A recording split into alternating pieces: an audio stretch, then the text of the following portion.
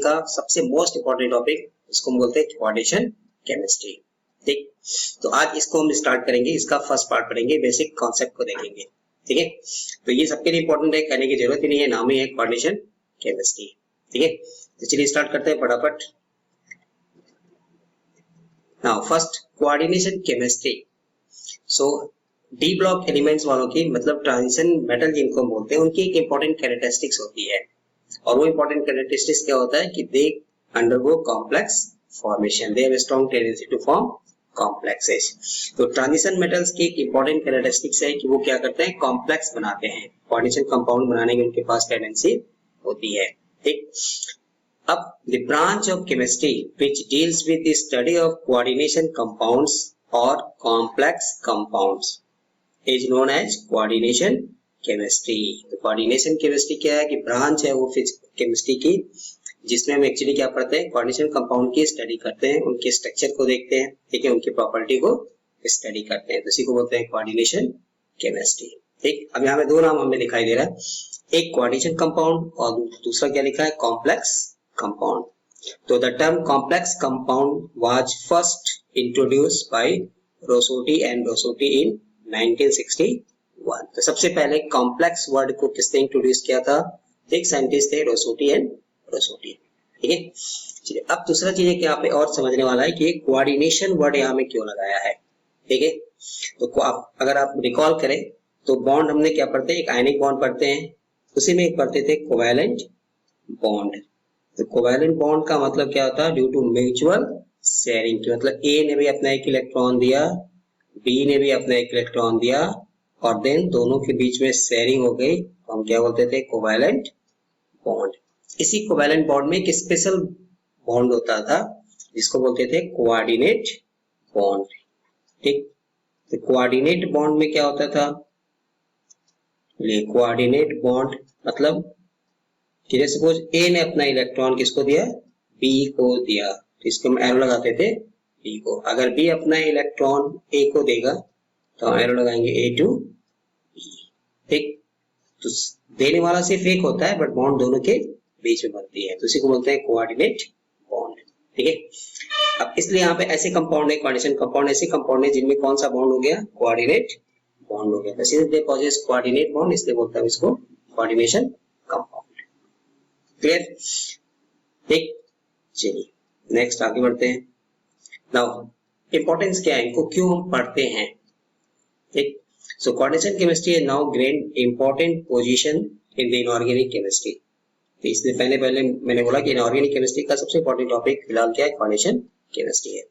The study of complex or coordination compounds is now significant in biological sciences, industrial field, analytical field, metallurgy and many more। ठीक, तो details और आगे आएगा, जब इस chapter को हम आगे कंटिन्यू करेंगे तो हमें ये सब मिल जाएगा। ठीक, चलिए सबसे जो एक इंपॉर्टेंट नाम दिमाग में आ रहा है वो है EDTA। ठीक है, अब EDTA क्या है, ये सब आगे डिटेल्स आएगा। इसको हम यूज करते हैं to remove the hardness of water. एक तो हार्डनेस ऑफ वाटर में यूज करते हैं, और दूसरा लेड पॉइजनिंग के लिए हार्डनेस ऑफ वाटर को रिमूव करते हैं, और दूसरा बोलते हैं to remove lead poisoning. Lead poisoning जब होती है बॉडी में, उसको रिमूव के लिए हम EDTA यूज करते हैं। ठीक, दूसरा एक सबसे इंपॉर्टेंट नाम आता है जो अक्सर हमें कॉम्पिटिटिव ऑब्जेक्टिव क्वेश्चन में पूछते रहता है, वो है सिस्प्लेटिन। तो सिस्प्लेटिन एक कॉम्प्लेक्स कंपाउंड है, कोऑर्डिनेशन कंपाउंड है, जिसको हम बोलते हैं एंटी कैंसर। ठीक, मतलब इसको हम कैंसर ट्रीटमेंट में यूज करते हैं, कैंसर ट्रीटमेंट में यूज किया जाता है। तो एक नाम है सिस्प्लेटिन, चलिए इसका फॉर्मूला भी लिखते हैं क्योंकि ये इंपॉर्टेंट है। NH3 का होल ट्वाइस, तो यहाँ में Cl2, ये ब्रैकेट को यहाँ लगा देता हूँ। ठीक, एनालिटिकल केमिस्ट्री में भी इंपॉर्टेंट है, मेटलर्जी में भी इंपॉर्टेंट है, क्वांटिटेटिव एनालिसिस करते हैं निकिल का, कॉपर का, तो वहाँ में DMG यूज करते हैं, डाइमेथाइल ग्लाइऑक्सीमेट, फिर निकिल का एस्टिमेशन करते हैं। तो ये सब एक्चुअली ऑब्जेक्टिव क्वेश्चन में भी हमको पूछता है। ठीक है, तो ये इंपॉर्टेंस ये है कोऑर्डिनेशन कंपाउंड का या कोऑर्डिनेशन केमिस्ट्री को पढ़ने का। ठीक, डिटेल्स आगे में मिलेगा, लास्ट में हम इसका डिटेल भी पढ़ेंगे। ठीक, चलिए अब सबसे पहला टर्म हमें जो इसमें समझना है वो है मॉलिक्यूलर और एडिशन कंपाउंड। लेकिन नाम में ही है एडिशन कंपाउंड। और मॉलिक्यूलर कंपाउंड। इसमें क्या बोलते हैं कि when solutions of 2 or more than 2 salts in stoichiometric proportions are allowed to evaporate, we get crystals of compounds known as molecular or addition compound। ठीक, तो मॉलिक्यूलर कंपाउंड क्या होते हैं, एडिशन कंपाउंड क्या होते हैं कि दो या दो से ज्यादा साल्ट्स को हम एक उनका प्रॉपर स्टोइचोमेट्रिक प्रोपोर्शन होता है उसमें मिक्स करते हैं एंड देन उनको सेटल डाउन होने के लिए अलाउ करते हैं, तो हमें क्या मिलता है, क्रिस्टल मिलता है, एक कंपाउंड बनता है, उसी को हम बोलते हैं एडिशन कंपाउंड और मॉलिक्यूलर कंपाउंड। ठीक, these are of two types depending on their behavior in aqueous medium। अब ये जो एडिशन कंपाउंड होता है ये दो तरह के होते हैं।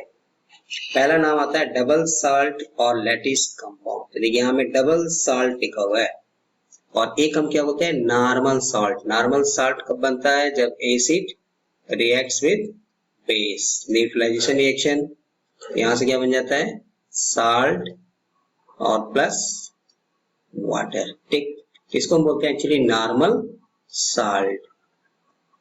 ठीक, और यहाँ में क्या वर्ड है, डबल साल्ट। चलिए डबल साल्ट्स को डिफाइन करें।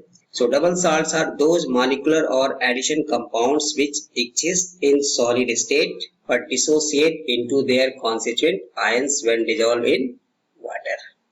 ठीक, मीन्स क्या मतलब क्या समझे, so double salts lose their identity in aqueous solution. ये पॉइंट टू बी नोटेड हो गया कि डबल साल्ट वे मॉलिक्यूलर कंपाउंड है, एडिशन कंपाउंड है, जो अपनी आइडेंटिटी को एक्वस सॉल्यूशन में लूज कर देते हैं। आइडेंटिटी मतलब फिजिकल स्टेट। ठीक, तो जनरली क्या होता है, सो दोज मॉलिक्यूलर और addition compounds which lose their identity in aqueous solution means they dissociate into their constituent ions, जिससे वो मिल के बने हैं उससे में वो टूट जाते हैं। ठीक है, तो उसको बोलते हैं डबल साल्ट्स।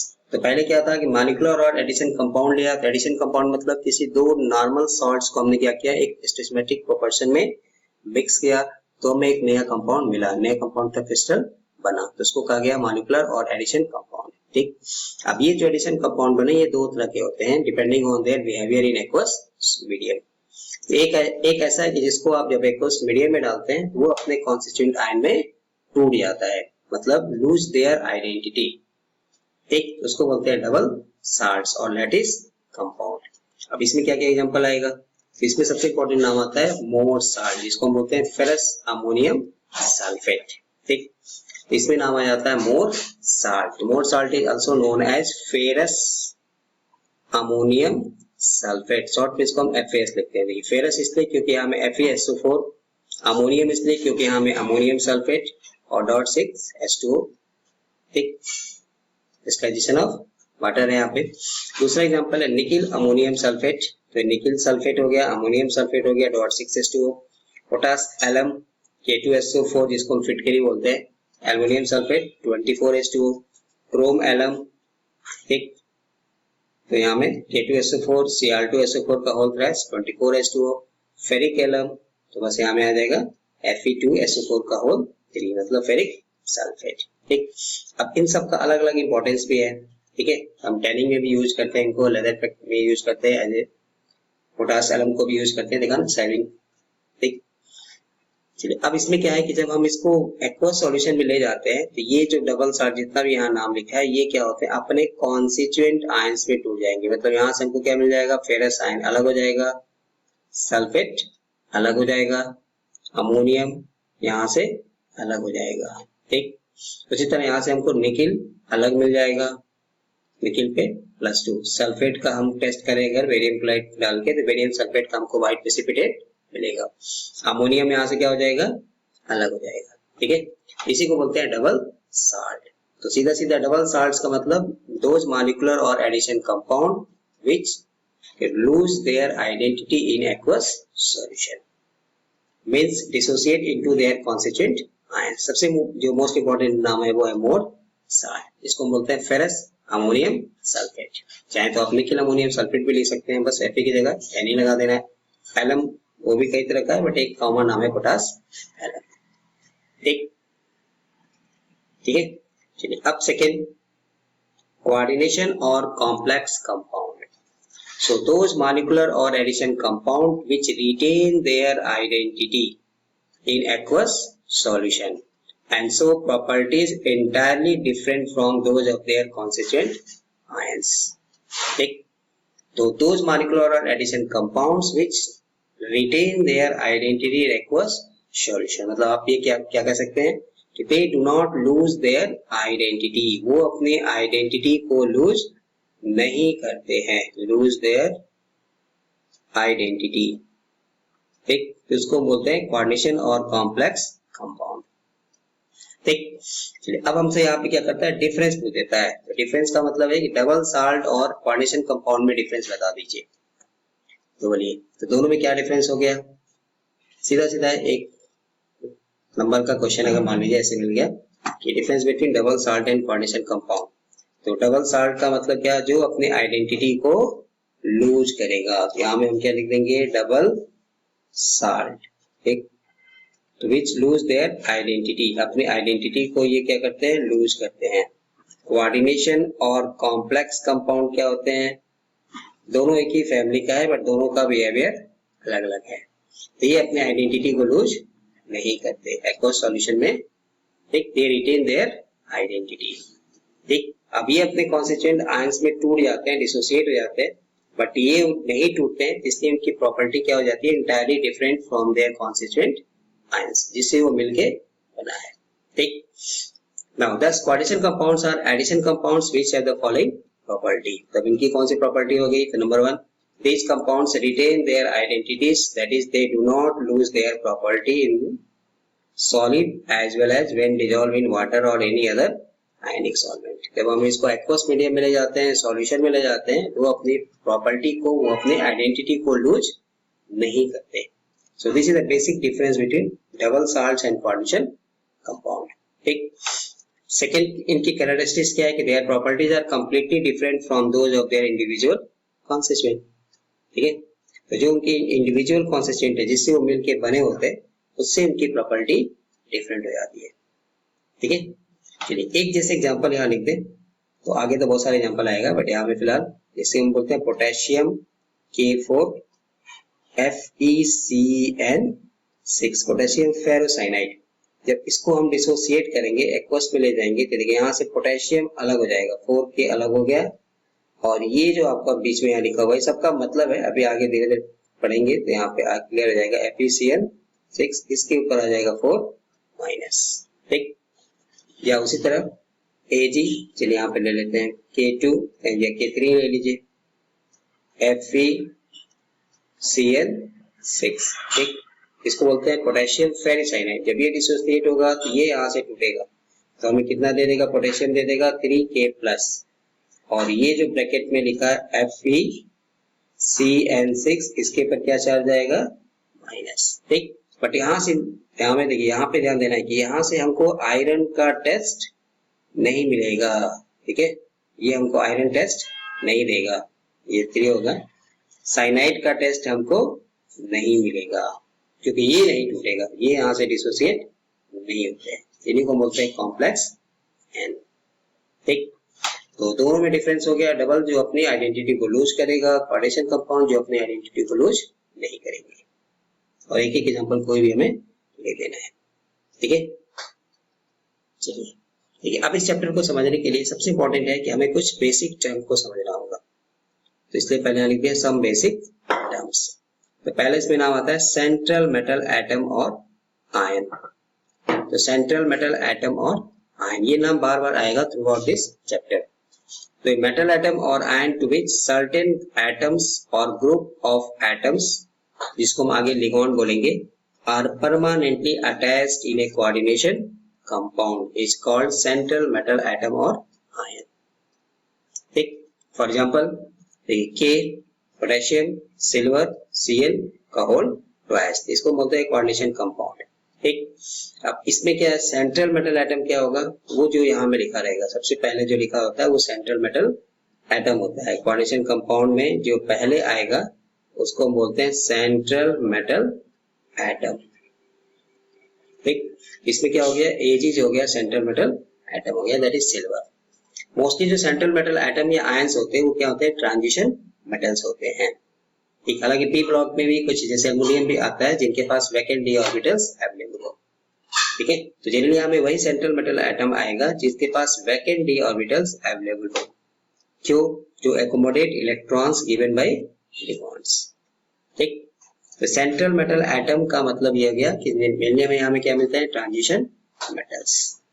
तो सेंट्रल इसलिए इसको बोलते हैं क्योंकि सराउंडेड बाय द लिगॉन्ड्स। जैसे अब इसका अगर हम यहाँ पे बना दे तो देखिए यहाँ से पोटेशियम तो अलग हो जाएगा प्लस, और ये बन जाएगा AgCl होल ट्वाइस, और इसका पावर -1 आएगा। ठीक, मतलब ये है कि यहाँ में सिल्वर जो है सेंट्रल मेटल एटम, वो इस साइनाइड और इस साइनाइड से क्या है, ऐसे घिरा हुआ है।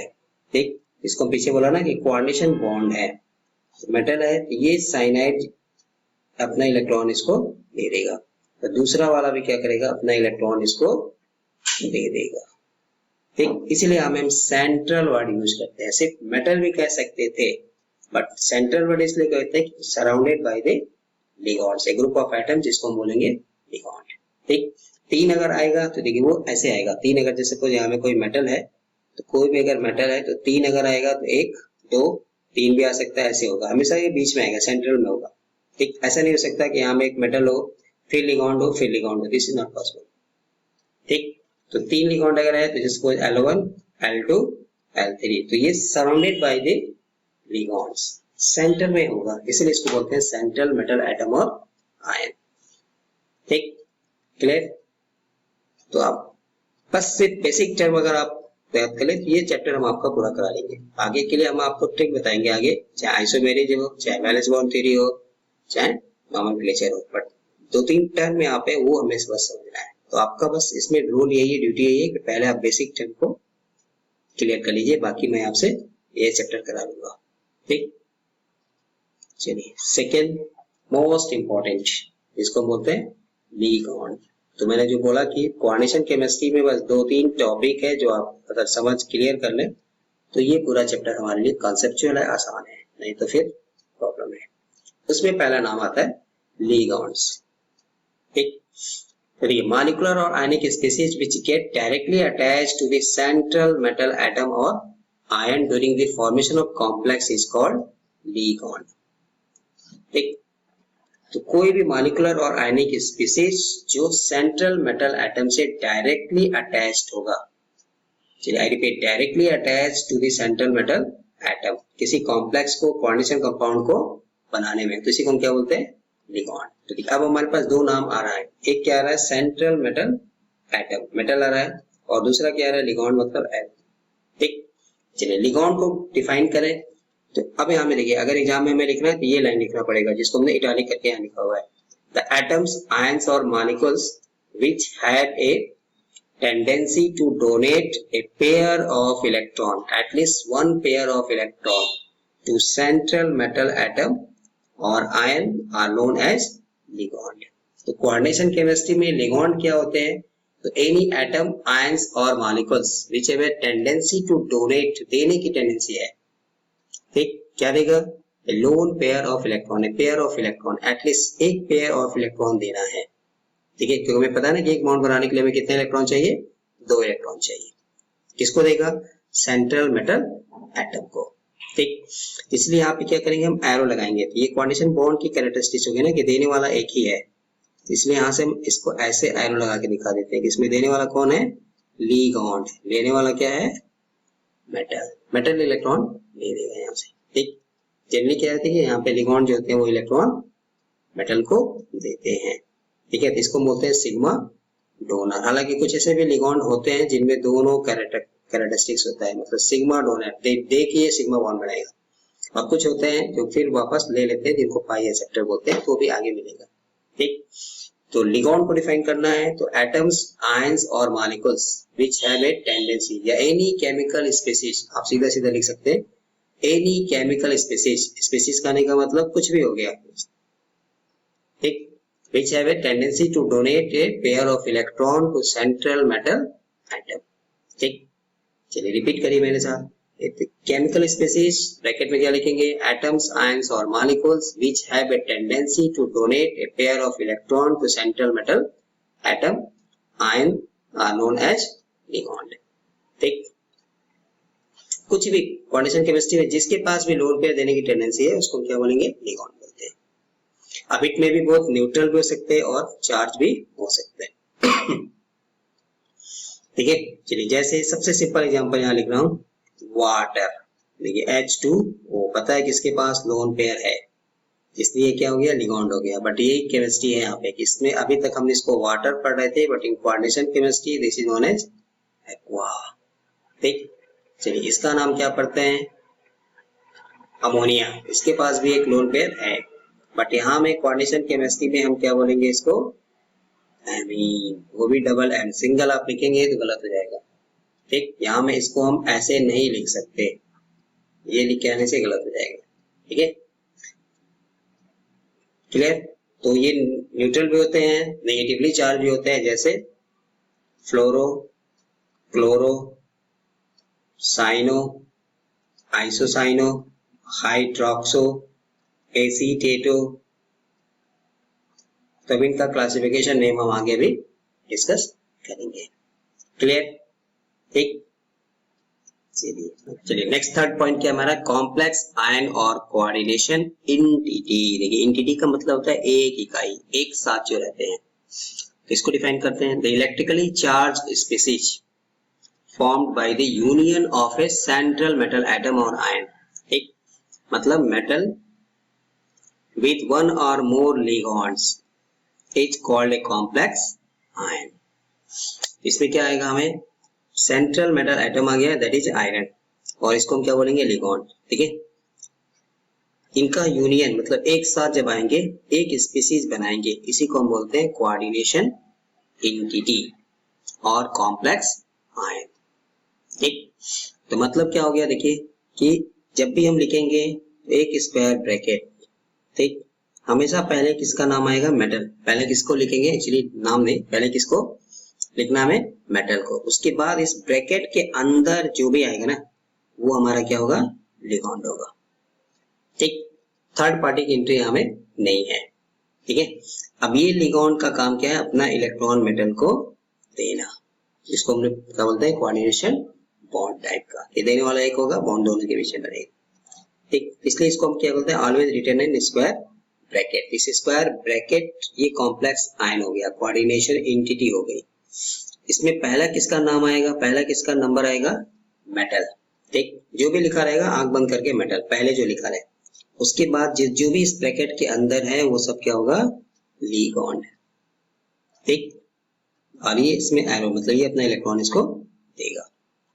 ठीक है, चलिए उसी तरह यहाँ पे सेंट्रल मेटल क्या दिखाई दे रहा है हमें, कॉपर, और लिगॉन्ड क्या हमें दिखाई दे रहा है, NH3। अब यहाँ में अमोनिया नहीं बोल सकते, यहाँ में एमाइन होगा ब्रैकेट के अंदर। ठीक, क्योंकि एंटिटी इसलिए क्योंकि ये फर्दर डिसोसिएट नहीं होते हैं, they do not lose their identity, that is the basic definition of coordination compounds. ठीक, चलिए अब इसमें आयन वर्ड नाम आ रहा है ना, कॉम्प्लेक्स आयन। तो कॉम्प्लेक्स आयन में है पॉजिटिव चार्ज, नेगेटिव चार्ज और इवन न्यूट्रल हो सकता है, no doubt. Positively charged complex ion is called cationic complexes, while negatively charged complex is called anionic complex। तो एज यूजुअल कैटायन है मतलब पॉजिटिव होगा, एनायन है तो नेगेटिव होगा, एंड वाइस वर्सा। कि अगर पॉजिटिव चार्ज है तो उसको क्या बोलेंगे, कैटायनिक, और नेगेटिवली चार्ज है तो क्या बोलेंगे, एनायनिक। ठीक, जैसे फॉर एग्जांपल इसके ऊपर प्लस आ रहा है, सेंट्रल मेटल यहाँ में क्या हो गया, सिल्वर, ये क्या हो गया, लिगॉन्ड। ठीक, यहाँ में 2 लिखा है मतलब 2 एमाइन है, 2 अमोनिया 2 एमाइन। ठीक, तो ये 2 लिगॉन्ड हो गया। यहाँ में सेंट्रल मेटल एटम क्या हो गया, कॉपर, बाकी यहाँ में क्या हो गया, 4 लिगॉन्ड हो गया। ठीक, यहाँ में सेम आपका आ गया, बट यहाँ में 6 लिगॉन्ड है और ये है सेंट्रल मेटल एटम। इनका कॉम्बिनेशन जो आ रहा है, यूनियन जो हो रहा है मेटल और लिगॉन्ड का, उसी को हम क्या बोलते हैं, कोऑर्डिनेशन एंटिटी। ठीक, इन पे जो चार्ज आ रहा है, देखिए पॉजिटिव है तो क्या बोलेंगे, कैटायनिक, और नेगेटिवली है तो क्या बोलेंगे, एनायनिक। और कुछ न्यूट्रल भी होते हैं जैसे मेटल कार्बोनिल्स या इस तरह के कॉम्प्लेक्स, ये क्या है, न्यूट्रल, इसी को हम बोलते हैं सिस प्लेटिन। ये एंटी कैंसर बोलते हैं या फिर कैंसर ट्रीटमेंट में यूज करते हैं। ठीक है, तो ये हमारे लिए इंपॉर्टेंट है। जब हम नॉमेनक्लेचर पढ़ेंगे तो वहां में हमें रूल देखना पड़ेगा किस कॉम्प्लेक्स आयन पे क्या चार्ज है। ठीक, इसलिए इसको समझना जरूरी है। ठीक है। तो कॉम्प्लेक्स को हम लिखते क्या आते हैं, ये स्क्वायर ब्रैकेट लगाते हैं। अब इस स्क्वायर ब्रैकेट के अंदर में क्या आता था बोलिए, तो पहले क्या आएगा, मेटल, नो डाउट। उसके बाद जो कुछ भी होगा वो सब लिगॉन्ड है, ठीक। इसलिए अगर हमसे सेंट्रल मेटल एटम पूछ रहा है, लिगॉन्ड का नाम पूछ रहा है, तो हम सीधे बता सकते हैं, ठीक, क्लियर।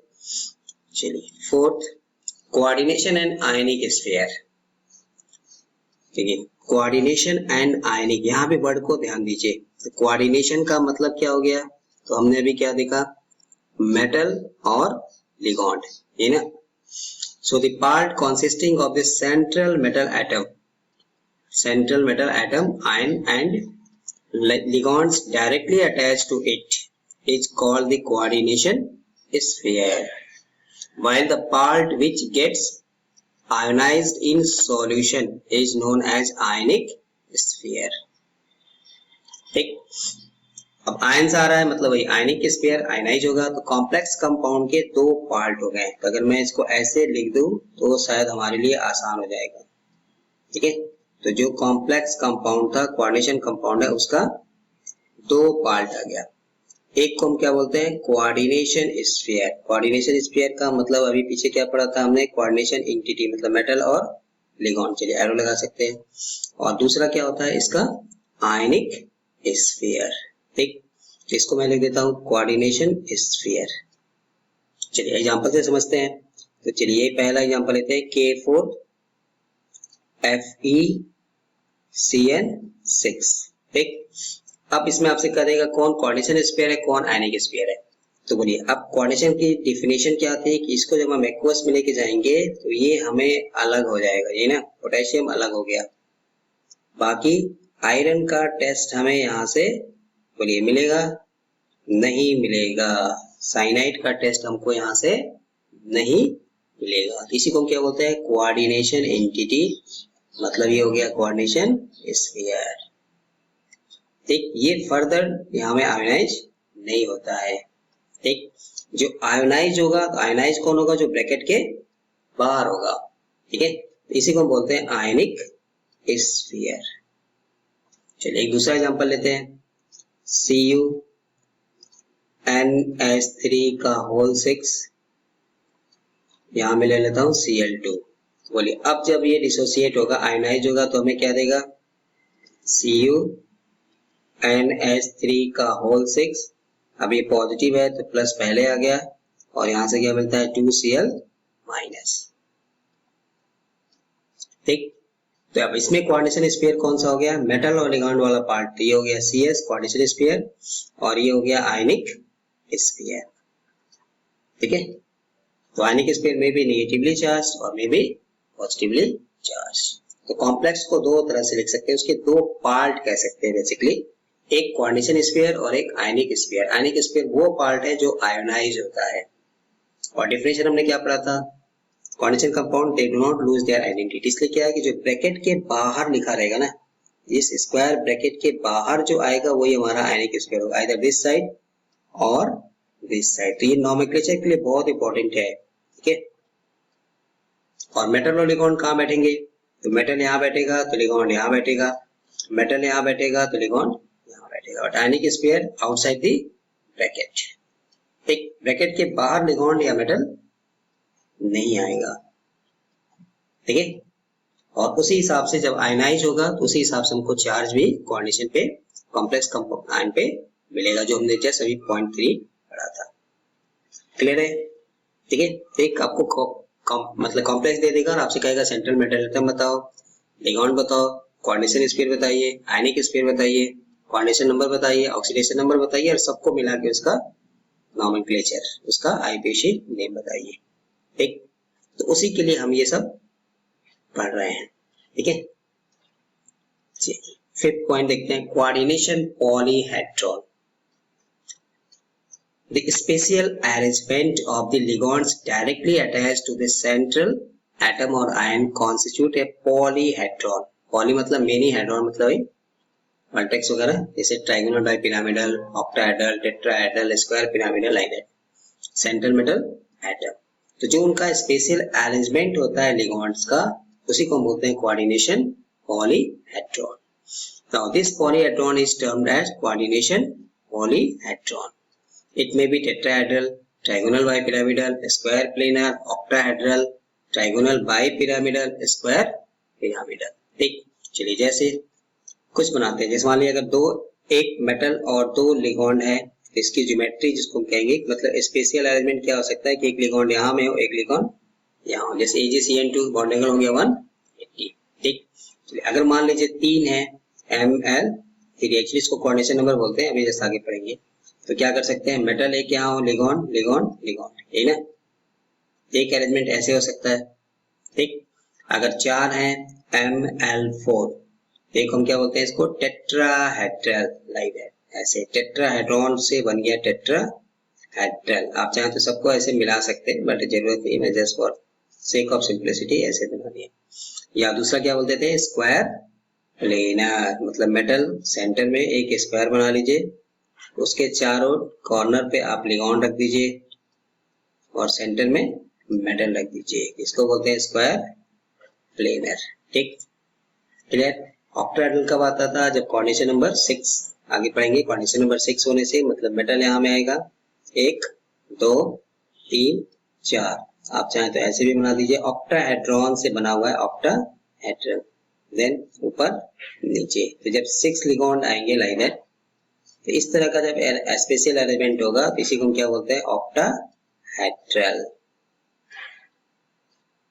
ठीक, आप चाहें तो ये सबको मिला सकते हैं, ये सारी है साइड्स को. ठीक, उसी तरह आता है स्क्वायर, ये 1 2 3 4, तो ये हमारा हो गया स्क्वायर प्लेनर. ठीक, और एक ऊपर डाल दीजिए, यहाँ में आएगा तो स्क्वायर पिरामिडल, लाइक दैट. ठीक, ये बैलेंस बॉन्ड थ्योरी आगे पढ़ेंगे, इनकी ज्योमेट्री. तो पॉलीहेड्रॉन का मतलब क्या हो गया, 2 लिगॉन्ड का स्पेशल अरेंजमेंट हो रहा है around the central metal atom. ठीक, उसी को बोलते हैं कोऑर्डिनेशन पॉलीहेड्रॉन. जो हम केमिकल बॉन्डिंग में पढ़ते हैं ना, मॉलिक्यूल्स की हाइब्रिडाइजेशन ज्योमेट्री निकालते हैं, बस वही चीज यहाँ भी है. ठीक, clear. Now second most important coordination number, क्योंकि कोऑर्डिनेशन केमिस्ट्री में ये नाम बार बार आएगा, और जब तक हम इसको नहीं या समझ पाएंगे तो हम फिर आगे कुछ नहीं कर सकते. ठीक, इसलिए पहले नाम आया लिगॉन्ड, दूसरा आया कोऑर्डिनेशन नंबर. देखिए नाम में ये नंबर मतलब नंबर, कोऑर्डिनेशन मतलब क्या है, कोऑर्डिनेशन बॉन्ड.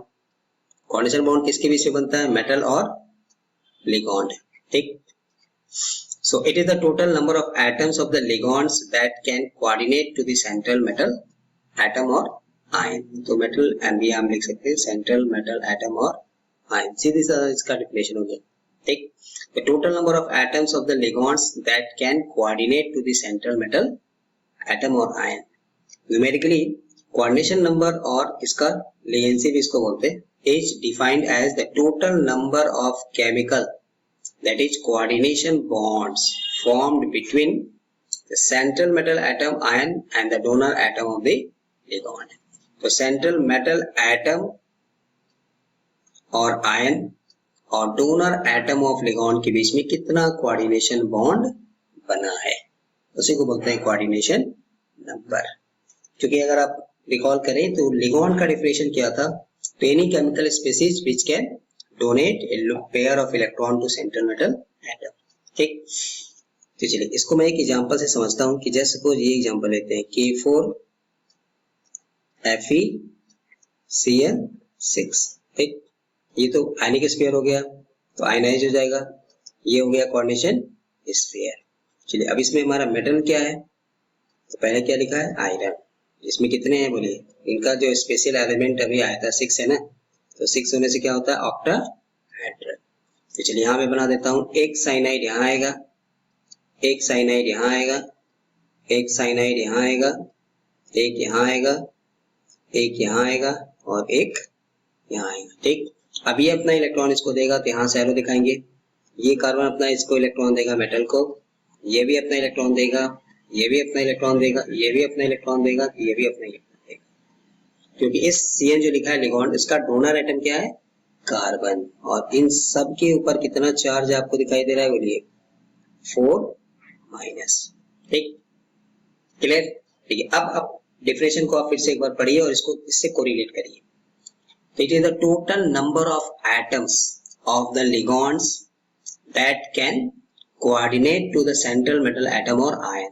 तो इस लिगॉन्ड के कितने एटम हैं जो इस सेंट्रल मेटल एटम से कोऑर्डिनेटेड है। तो चलिए एक यहाँ में 1 2 3 4 5 6, ठीक। तो टोटल हमें कितना बॉन्ड दिखाई दे रहा है यहाँ पे 6। कितने इसके एटम ऑफ लिगॉन्ड जो है वो कोऑर्डिनेट बॉन्ड बना रहा है मेटल के साथ 6। तो कोऑर्डिनेशन नंबर क्या हो गया 6, ठीक। तो बेसिकली कोऑर्डिनेशन नंबर क्या होता है, एक्चुअली न्यूमेरिकली हमें बस क्या देखना है कि कितना कोऑर्डिनेशन बॉन्ड बन रहा है मेटल और लिगॉन्ड के डोनर एटम के बीच। तो ये हो गया कोऑर्डिनेशन नंबर, ठीक। तो उसके लिए हमें लिगॉन्ड का नेचर याद रखना पड़ेगा, क्लासिफिकेशन, तो और भी हमारे लिए आसान हो जाएगा, ठीक है। चलिए अगर मान लीजिए यही चीज ऐसे लिख दिया AgCN का होल ट्वाइस, अब आपसे पूछे कि इसका कोऑर्डिनेशन नंबर बताइए।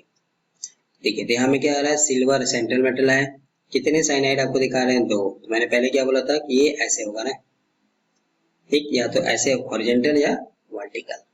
तो एक यहाँ से है तो ये अपना इलेक्ट्रॉन इसको देगा, एक इलेक्ट्रॉन इतना देगा, तो इसलिए इसका कोऑर्डिनेशन नंबर कितना हो जाएगा 2, ठीक, क्लियर। तो उसके लिए थोड़ा हमें लिगॉन्ड के नेचर को समझना होगा, तब हमारे लिए आसान हो जाएगा। क्योंकि इसी में कहानी है कि अगर मान लीजिए हम ऐसे लिख दें तो हमें क्या करना है, एक्चुअली कोऑर्डिनेशन नंबर निकालने के लिए total number of donor atom of ligand को काउंट करना है। यहाँ में देखिए अब अमोनिया, इसमें मतलब एमाइन, इसमें डोनर एटम क्या है नाइट्रोजन, आपको यहाँ ब्रैकेट में 3 लिखा है, मतलब 3 NH3 है, तो एक नाइट्रोजन देगा, दूसरा देगा, तीसरा देगा, ठीक। तो चलिए फिर से मैं यहाँ बना देता हूँ, 1 2 3 4 5 6।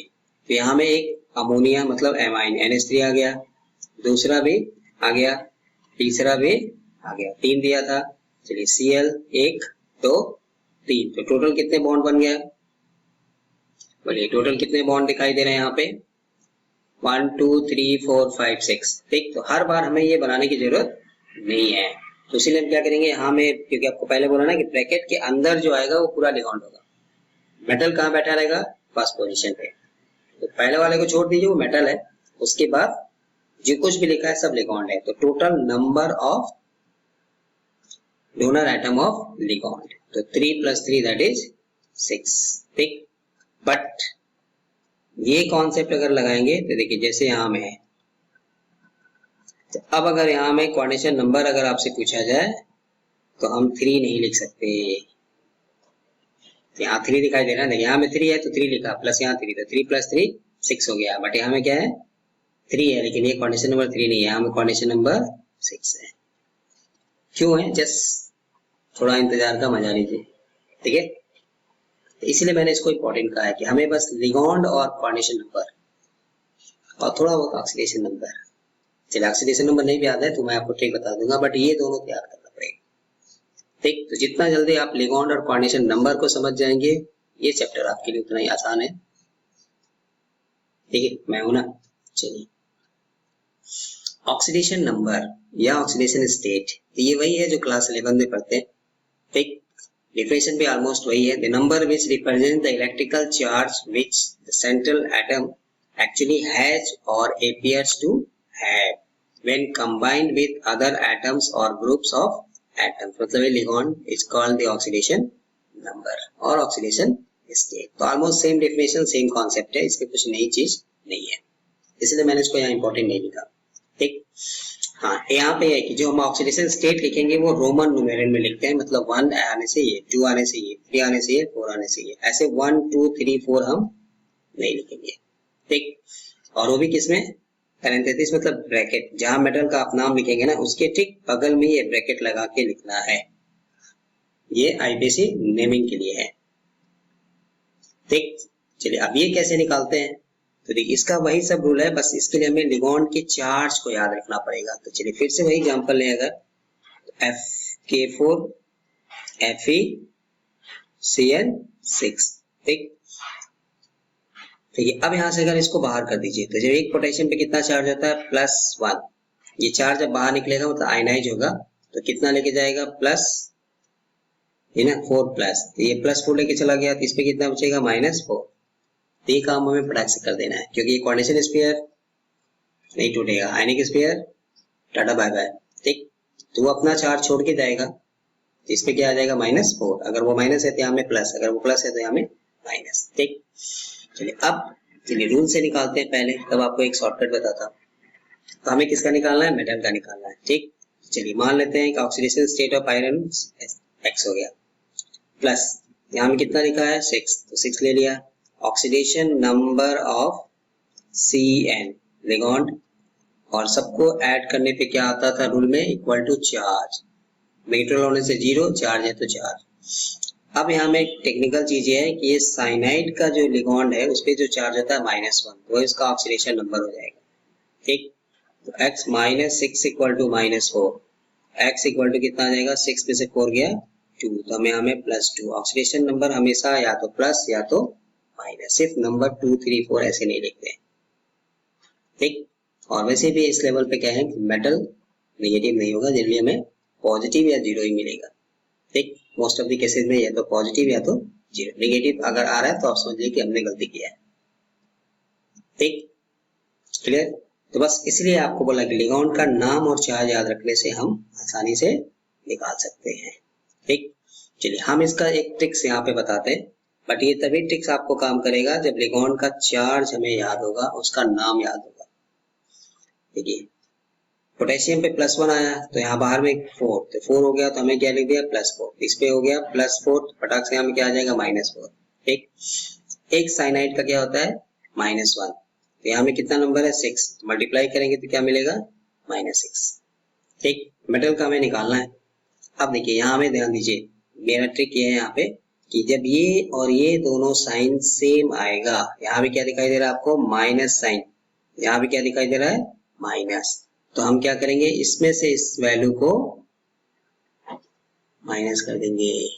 ठीक है, तो 6 में से 4 गया तो क्या मिलेगा 2। तो मेटल पे आपको पहले ही बोला कि या तो पॉजिटिव या तो 0, 0 कब आएगा वो भी केस आगे बताते हैं। यहाँ में क्या आ गया +2। ठीक, यह आपकी इच्छा, आप यहाँ से निकालिए। ठीक है, चलिए अगर यही मान लीजिए ऐसे लिख दे, क्योंकि ये सब जितना अभी तक हमने इसमें डिस्कस किया है ये सबको मिला के हमारा आईपीएससी का क्वेश्चन बनता है। ठीक है, अब पोटेशियम पे क्या है 3 है ना, तो इस पे कितना मिल जाएगा +3, इसको बाहर फेंक दीजिए, तो यहाँ में क्या आ जाएगा -3। एक साइनाइड पे क्या होता है -1, तो यहाँ में कितना लिखा है 6, तो मल्टीप्लाई करेंगे तो कितना मिल जाएगा -6। ये भी माइनस है, ये भी माइनस है, तो हमें क्या करना है बस फटाक से बड़े में से छोटे को माइनस कर दीजिए, क्योंकि यहाँ पे प्लस आएगा। ठीक, तो जब दोनों सेम साइन होते हैं तब हमें क्या करना होता है सब्ट्रैक्शन करना होता है। अगर दोनों अपोजिट साइन होगा तब क्या करेंगे, तब हमें एडिशन करना होगा। ठीक, चलिए जैसे चलिए एक नेक्स्ट पेज में लेता हूँ। चलिए इसका निकाल दीजिए।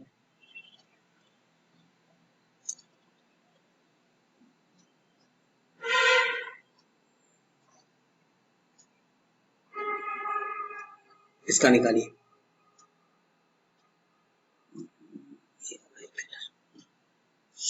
बोलिए। अब एक क्लोराइड कितना चार्ज होता था -1, यहाँ में कितना बैठा है 3, तो क्या मिलेगा हमें को यहाँ से -3। ठीक, ये आयनाइजेबल है, आयनिक स्फीयर है, बाहर हो गया, तो इसको कितना दे देगा +3। वाटर न्यूट्रल होता है तो इस पे 0 हो गया, 0 से इसको मल्टीप्लाई करेंगे तो क्या मिलेगा 0, तो ये क्या आ जाएगा सीधा सीधा +3। क्लियर। ठीक, चलिए इसका निकाल के देखिए प्लेटिनम का।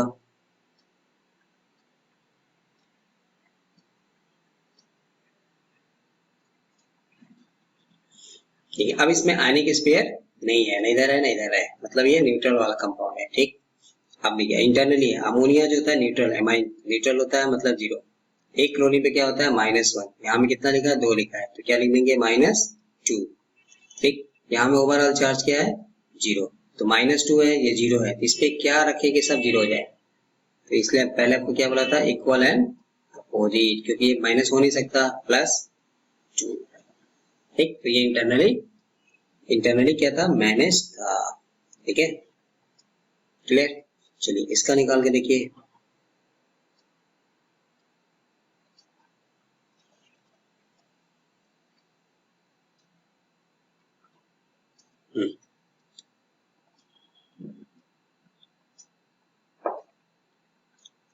बोलिए क्या, कैसे निकालेंगे। तो देखिए ये बाहर है, आयनिक स्फीयर है, इस पे कितना होता है, क्लोराइड फ्लोराइड ब्रोमाइड -1।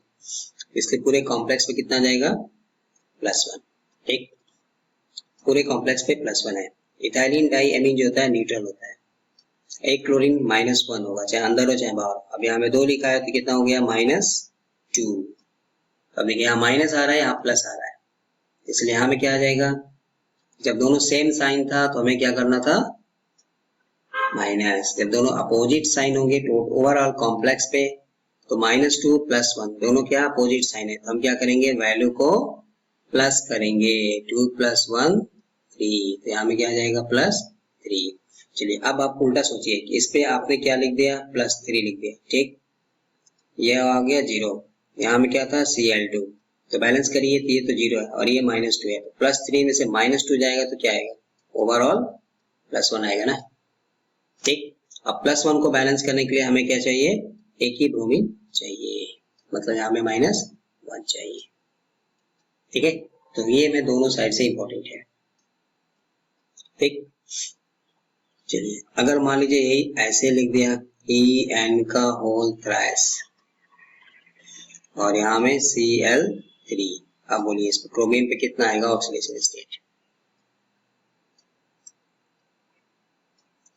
तो क्या बोला आपको, एक क्लोरीन -1, यहाँ में कितना लिखा है, 3, मल्टीप्लाई कर दीजिए, यहाँ कोई बाई 1 गेट 1 ऑफर नहीं है केमिस्ट्री में। ठीक, -3, इस पे कितना आ जाएगा, +3। ठीक, अब इसे में कोई मतलब नहीं है, तो +3 है, इथाइलिन डाइमीन वाटर न्यूट्रल होते हैं 0, तो सीधा सीधा यहाँ में क्या आ गया, +3। ठीक, क्लियर। चलिए और भी हम आगे प्रैक्टिस करेंगे जब लिगॉन्ड का पढ़ लेंगे। ठीक, नाउ होमोलैप्टिक एंड हेट्रोलैप्टिक कॉम्प्लेक्सेस। तो लास्ट ईयर अगर आप नीट का क्वेश्चन देखिए तो यहाँ से सीधा सीधा क्वेश्चन आया था, which one is homoleptic complexes, कुछ नहीं था। ठीक, चलिए होमो वर्ड जहां भी आता है इसका मतलब क्या होता है, same. So these are those complexes in which the central metal atom ion is attached to only one kind of ligand, जिसमें सिर्फ एक ही तरह का, ठीक, only one kind, only one type of ligand, तो उसको बोलते हैं होमोलैप्टिक। ठीक है, जिसमें मैंने 2 लिगांड नहीं आएंगे, सिर्फ एक ही लिगांड आएगा, वो चाहे 1 हो चाहे 2 हो चाहे 3 हो चाहे 4 हो, बट टाइप ऑफ लिगांड जो होंगे वो एक ही होंगे। ठीक है, फॉर एग्जाम्पल देखिए यहाँ पे ये मेटल हो गया और ये लिगॉन्ड हो गया, अभी कितनी बार आ रहा है, 6 टाइम्स आ रहा है, कोऑर्डिनेशन नंबर कितना हो जाएगा, 6, बट लिगॉन्ड तो एक ही है ना, दैट इज एमाइन। यहाँ में क्या है, साइनिडो, ये लिगॉन्ड है, एक ही है, 2 नहीं है। यहाँ में भी क्या है, यस, ये देखिए इसी को बोलते हैं मेटल कार्बोनिल्स। तो इन metal carbonyls oxidation state of metals is 0। तो मेटल का मतलब हो गया मेटल और कार्बोनिल्स का मतलब हो गया, यहाँ में कौन सा आएगा, CO आएगा। इस तरह का जब कॉम्प्लेक्सेस आपको दिखाई देगा, इसमें जो भी मेटल है ना उसका ऑक्सीडेशन नंबर हम क्या लिख देंगे, 0। ठीक, निकालने की जरूरत नहीं है। ठीक है, बाकी केसेस में क्या आएगा, जनरली पॉजिटिव आएगा। ठीक, चलिए अब ऐसे कॉम्प्लेक्स जिसमें सिर्फ एक ही तरह के लिगॉन्ड है तो उसको बोलते हैं होमोलैप्टिक कॉम्प्लेक्सेस। अब हेट्रोलैप्टिक अब आप बता दीजिए। तो हेट्रो मतलब क्या होता है, डिफरेंट, तो होमो मतलब सेम। तो हेट्रोलैप्टिक का मतलब हो गया complexes in which the central metal atom ion is attached to 2 or more than 2 kinds of ligands। तो कम से कम तो 2 होने हैं, 2 डिफरेंट लिगॉन्ड होने हैं, तो उसको बोलते हैं हेट्रोलैप्टिक कॉम्प्लेक्सेस। फॉर एग्जांपल देखिए, तो ये ब्रैकेट छूट गया, चलिए ये मेटल हो गया, ये अमोनिया एमाइन आ गया और दूसरा क्लोरिडो आ गया, तो 2 लिगॉन्ड दिखाई दे रहा है, बट ये 4 है और ये 2 है, तो टोटल कोऑर्डिनेशन नंबर यहाँ में कितना हो जाएगा, 4 + 2 6। ठीक, सर यहाँ में 5 होगा। चलिए यहाँ पे देखिए 5 है और ये मतलब 2 लिगॉन्ड है, एक ब्रोमो और एक अमाइन। ठीक है। कोऑर्डिनेशन नंबर यहाँ भी देखेंगे 5 + 1 6 है, इसलिए क्या हो गया हेट्रोलेप्टिक। और होमोलेप्टिक में क्या है, सिर्फ यहाँ पे एमाइन था, या तो सिर्फ साइनाइड था, या तो सिर्फ CO था, या तो फिर सिर्फ एक ही मैंने only one kind of ligand, दो नहीं आएंगे। हेट्रो में क्या आएगा, कम से कम दो, मिनिमम दो या मोर देन 2 भी आएगा। जैसे हमें देखिए एक डिफरेंट, ये भी लिगेंड है, ये भी लिगेंड है, ये भी लिगेंड है, तो हमें कितने लिगेंड देख रहे हैं, दिखाई दे रहे हैं 4, 1 2 3 4। तो कोऑर्डिनेशन नंबर भी सीधा सीधा क्या हो जाएगा 4। ठीक है। तो लास्ट ईयर नीट में यहाँ से क्वेश्चन आया था, 3-4 कॉम्प्लेक्स दिया था, आपको पूछा था बीच में होमोलेप्टिक कॉम्प्लेक्सेस। ठीक, आगे हम वो भी लेके आएंगे, प्रीवियस ईयर क्वेश्चन भी लेके आएंगे। ठीक है। अब सबसे इम्पोर्टेंट, ये चैप्टर का सबसे इम्पोर्टेंट काम, most important, classification of ligands. ठीक, तो चलिए इनका दो तरह से क्लासिफिकेशन है, एक on the basis of charge. ये किस लिए हम पढ़ रहे हैं, क्योंकि यही इनका जो चार्ज होता है ना, वही उनका ऑक्सीडेशन स्टेट होता है, इसलिए मैं इसको ऐसे लिखता हूँ। अब चार्ज की बात करते हैं तो एक क्या हो सकते हैं, न्यूट्रल, मतलब इन पे कोई चार्ज नहीं है। दूसरे क्या हो सकते हैं, नेगेटिवली चार्ज, और तीसरे क्या हो सकते हैं, पॉजिटिवली चार्ज। ठीक, तो न्यूट्रल मतलब जिसपे कोई चार्ज नहीं है। ठीक, तो ligands which do not possess any charge. चलिए इसमें जो नाम आता है वो है H2O, जिसको हम क्या बोलते थे, एक्वा। ठीक, NH3, बट ये लिगेंड क्यों है, क्योंकि इनके पास क्या है, लोन पेयर है। ठीक है, ये इसको बोलते हैं एमाइन, वो भी डबल एम वाला एमाइन, सिंगल वाला नहीं। ठीक, ethylene diamine, most important, CH2NH2। देखिए इथाइलिन इसलिए क्योंकि दो कार्बन है, डाई इसलिए क्योंकि यहाँ में दो, और एमीन का मतलब NH2, तो शॉर्ट पे इसको क्या बोलते हैं, EN। ठीक, CO मेटल कार्बोनिल्स, ये भी क्या है, न्यूट्रल है। NO नाइट्रोसिल, pyridine C6H5N, तो ये कुछ ऐसे लिगेंड है जो न्यूट्रल है, इनमें कोई चार्ज नहीं है। इसलिए इनका जब हम ऑक्सीडेशन नंबर देखेंगे तो क्या लेंगे, 0, क्योंकि सिंस दीज आर न्यूट्रल, इसलिए मैंने इसको इंपॉर्टेंट बोला। बस आप सिर्फ लिगेंड का नाम, क्लासिफिकेशन, उसकी जन्म कुंडली पढ़ लीजिए, तो ये पूरा चैप्टर मैं आपका करा दूंगा। ठीक, चाहे जहां का भी क्वेश्चन होगा, थ्योरी से लेके ऑब्जेक्टिव क्वेश्चन, नीट का, बोर्ड का, जो भी है सब हो जाएगा। ठीक, इसलिए हमें ये नाम न्यूट्रल हो गया, तो इसलिए ऑक्सीडेशन स्टेट क्या लेंगे हम इनका, 0। ठीक, चलिए नाम में आ रहा है यहाँ पे, देखिए नेगेटिवली चार्ज, मतलब इनमें क्या होगा, नेगेटिव चार्ज, तो इसलिए जो हैलाइड आते हैं ना, देखिए फ्लोराइड, बट यहाँ में फ्लोरो बोलते हैं, क्लोरो, ब्रोमो, आइडो, मतलब जिनमें नेगेटिव चार्ज आएगा OH, और जो ये चार्ज लिख रहे हैं ना, वही इनका ऑक्सीडेशन नंबर होगा। ठीक, NO2 पे माइनस, ठीक है, ऑक्सीलेटो C2O4 पे 2 माइनस, तो जो ये चार्ज यहाँ लिख रहे हैं वही इनका ऑक्सीडेशन नंबर है। ऑक्सीडेशन नंबर जब हमें निकालना होगा तो इनके चार्ज को काउंट करेंगे। क्लियर। पॉजिटिवली वाले थोड़े रेयर होते हैं जिनमें पॉजिटिव चार्ज मिलता है, जैसे nitronium NO+, nitrosonium NO2+, हाइड्रोजोनियम NH2+, इसके कॉम्प्लेक्सेस थोड़े हमें रेयरली मिलते हैं, तो आप इसको स्किप भी कर सकते हैं फॉर टाइमिंग। ठीक, तो कितने न्यूट्रल है उसको याद रखना है, जो न्यूट्रल है उनका ऑक्सीडेशन स्टेट हम क्या लेंगे, 0। कितने नेगेटिवली चार्ज्ड है, तो मोस्टली नेगेटिव है, सब में -1 सिर्फ ऑक्सीलेटो फिलहाल एक ऐसा लिगेंड है C2O4 पे जिसपे क्या चार्ज है, -2, क्योंकि ये ऑक्जेलिक एसिड से बनता है। ऑक्जेलिक एसिड का फॉर्मूला अगर हमें याद है तो ये है, फिर यहाँ से एक हाइड्रोजन हटा दीजिए, यहाँ से एक हाइड्रोजन, इस पे भी माइनस आएगा, इस पे भी माइनस आएगा, तो इसी को हम बोलते हैं ऑक्सीलेटो। तो ये फिलहाल एक ऐसा है, इसको शॉर्ट में बोलते हैं OX, जिसपे कितना चार्ज आएगा, -2। ठीक, बाकी जनरली पे क्या होता है, -1, जो नेगेटिवली चार्ज है। न्यूट्रल में हमारे कौन कौन आएंगे, H2O आएगा, NH3 आएगा, इथाइलिन डाइमीन आएगा, मेटल कार्बोनिल्स आएगा, जो फिलहाल सबसे इंपॉर्टेंट 4। ठीक। ऑक्सीलेटिव ऐसा है जिसमें -2, या तो C2O4 लिखा रहेगा शॉर्ट में या फिर OX लिखा रहेगा, बाकी छोड़ के -1 -1 -1। ठीक, तो ये हमें क्यों याद रखना है, क्योंकि जो चार्ज है वही इनका एक्चुअली ऑक्सीडेशन नंबर है। ठीक, चलिए दूसरा classification based on basis of their number of donor atoms.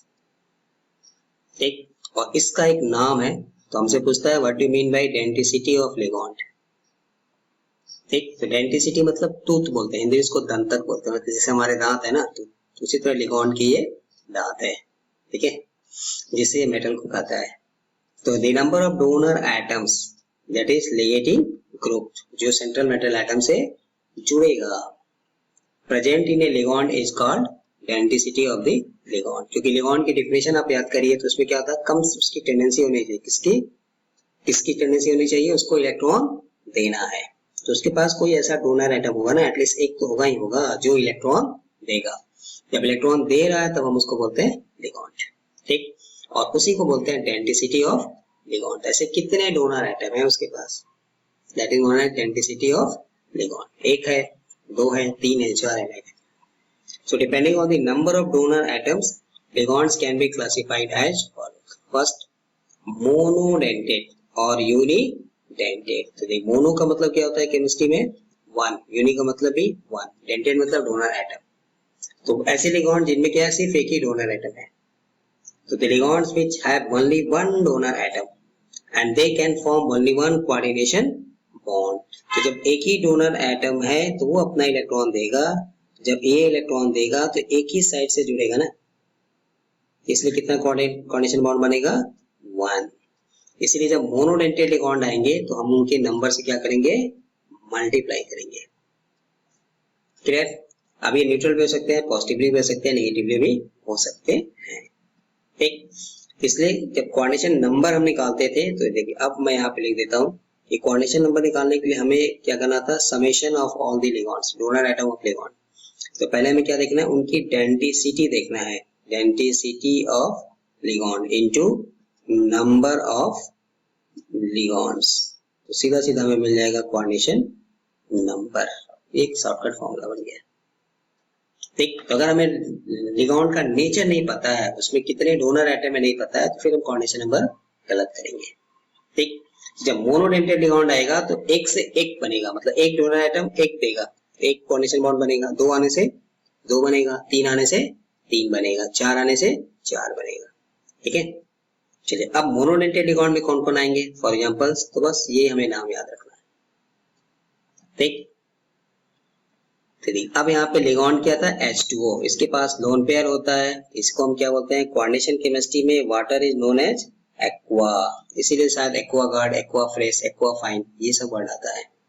इसको हम बोलेंगे यहाँ पे एक्वा लिखेंगे, वाटर नहीं लिखेंगे। कब, जब ये मेटल और लिगैंड किसको ब्रैकेट के अंदर, तो ये वाटर जब ब्रैकेट के अंदर आएगा तो उसका नाम एक्वा होगा, ब्रैकेट के बाहर जब जाएगा तो नॉर्मल वाटर हो जाएगा। ठीक, उसके बाद देखिए अब ये इसमें कितने मोनोडेंटेड है, मतलब एक वाटर है तो एक कोऑर्डिनेशन बॉन्ड, दो वाटर आएगा तो दो कोऑर्डिनेशन बॉन्ड, तीन आएगा तो तीन कोऑर्डिनेशन बॉन्ड, लाइक दैट। मतलब जितने मोनोडेंटेड है उसमें 1 से मल्टीप्लाई करना है। एमाइन आ गया, मतलब न्यूट्रल भी है तो ऑक्सीडेशन नंबर 0, CO न्यूट्रल है तो oxidation number 0, carbonyl, nitrosyl, pyridine. ठीक, देखिए SCN थायोसाइनेटो, मतलब इस पे कितना -1 है, मतलब इसका ऑक्सीडेशन नंबर -1। जब नाइट्रोजन पहले आ जाने से उसका नाम आइसो हो जाता है। आइसो थायो, थायो की वर्ड क्यों लगाते हैं, क्योंकि सल्फर आता है, सल्फर आने से हम थायो लगाते हैं। ठीक है, जो हैलाइड आएंगे मतलब F-, इसको बोलेंगे फ्लोरो। हाँ, अगर ये ब्रैकेट के बाहर है, मतलब कोऑर्डिनेशन स्फीयर के बाहर है, आयनिक स्फीयर में है, तब हम इसको क्या बोलते हैं, क्लोराइड। IDE वर्ड लगाएंगे, मतलब ID का मतलब होता है नेगेटिव।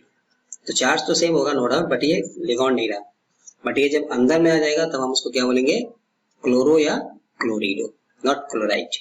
ठीक, नॉट फ्लोराइड, फ्लोरो और फ्लोरिडो दोनों में से कोई भी लिख सकते हैं, ब्रोमो या ब्रोमिडो, आयोडो या आइडिडो।